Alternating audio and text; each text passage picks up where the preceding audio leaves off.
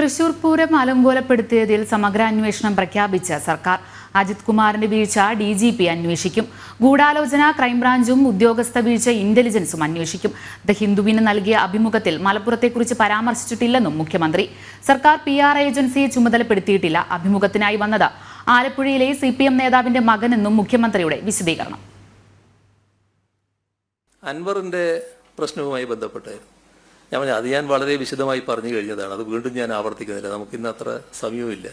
അതുകൊണ്ട് അതിലേക്ക് ഞാനിപ്പോൾ വിശദമായിട്ട് പോകുന്നില്ല എന്ന് പറഞ്ഞ് അവസാനം അവർ പറഞ്ഞു, നല്ല വിഷമകരമായ ചോദ്യമൊക്കെ ഞാൻ ചോദിച്ചിരുന്നു, പക്ഷേ നിങ്ങളെല്ലാറ്റിനും നല്ല നിലക്കാണ് മറുപടി പറഞ്ഞത് എന്നൊക്കെ പറഞ്ഞ് പിരിയുകയും ചെയ്തു.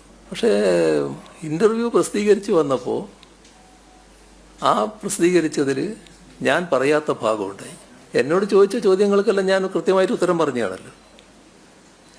നിങ്ങൾക്ക് അറിയാലോ ഞാൻ എൻ്റെ നിലപാടുകൾ എന്താണെന്നുള്ളത്.